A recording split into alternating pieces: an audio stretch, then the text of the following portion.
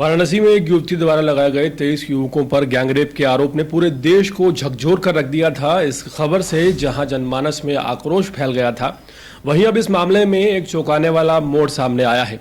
Varanasi police commissioner ने मामले की गंभीरता को देखते हुए एसआईटी का गठन किया है ताकि हर पहलू की गहराई से निष्पक्ष जांच हो सके। लेकिन इससे भी बड़ा फैसला ये है कि जांच पूरी होने तक किसी भी नई गिरफ्तारी पर पुलिस द्वारा रोक लगा दी गई है। पुलिस अब केवल आरोपों पर नहीं, तथ्यों और साक्ष्यों पर भरोसा कर रही है। यूपी के वाराणसी में एक 19 साल की लड़की से 6 दिन तक यानी कि 29 मार्च से लेकर 3 अप्रैल तक 23 लोगों द्वारा गैंगरेप करने की सनसनीखेज वारदात सामने आई थी। इस मामले में पांडेपुर थाने में शिकायत दर्ज कराई गई थी। अब तक 12 लोगों की गिरफ्तारी हो चुकी है, जिन्हें जेल भेजा जा चुका है। मीडिया से बातचीत के दौरान पीड़िता के परिवार ने न्याय की गुहार लगाई थी और यह कहा था कि अगर हमारी बेटी को न्याय नहीं मिलता है तो शासन और प्रशासन से भरोसा पूरी तरह से उठ जाएगा। यह मामला आग की तरह पूरे देश में फैला। पुलिस के साथ साथ सरकार भी विवादों के घेरे में आ गई। वाराणसी दौरे पर पहुंचे प्रधानमंत्री नरेंद्र मोदी ने खुद इस बात का संज्ञान लिया। इस घटना को लेकर कड़ा रुख इख्तियार करते हुए प्रधानमंत्री मोदी नजर आए।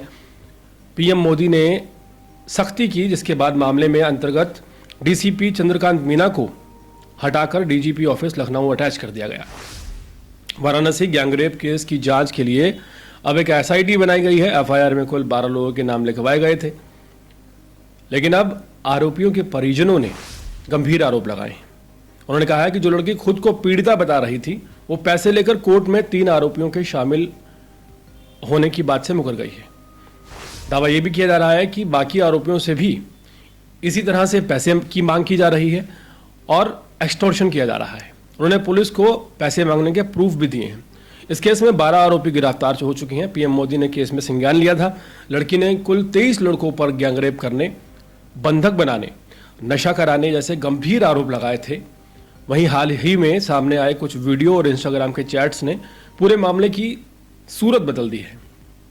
कथित घटना के तीसरे दिन यानी कि 31 मार्च को एक वीडियो सामने आया, जिसमें लड़की एक रेस्टोरेंट के पास 3 युवकों के साथ नजर आ रही है।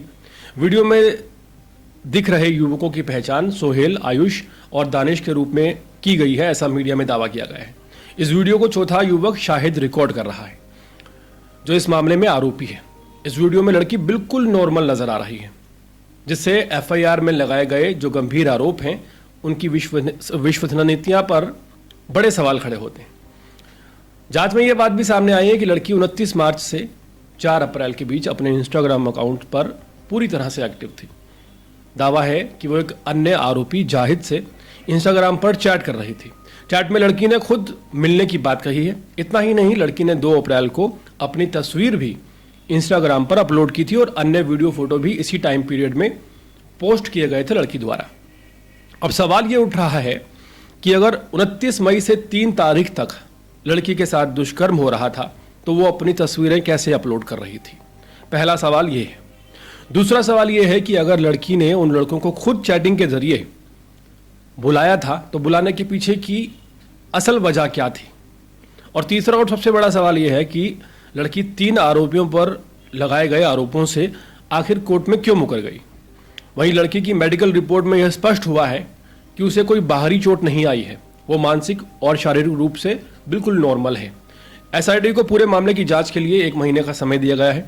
पुलिस कमिश्नर ने यह कहा है कि अगर किसी निर्दोष व्यक्ति को जेल भेजा गया तो उसे इंसाफ दिलाया जाएगा और कोर्ट में क्लोजर रिपोर्ट दाखिल कराई जाएगी।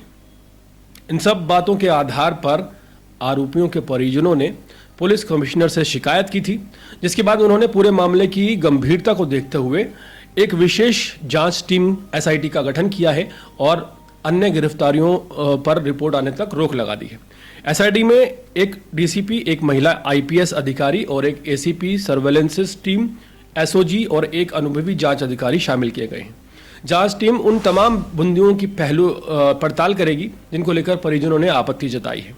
पूरे मामले में पुलिस अधिकारी का एक वीडियो भी सामने आया है, जिसमें वो साफ तौर पर कह रहे हैं, हम जांच करेंगे, अगर इस मामले में झूठे आरोप लगाकर युवकों को फंसाया गया है तो पूरे रैकेट में लड़की के परिजन हो, लड़की के दोस्त हों और भी जितने लोग हों, जो भी इसमें शामिल होगा, सबके ऊपर एफआईआर दर्ज करके कड़ी कार्रवाई की जाएगी।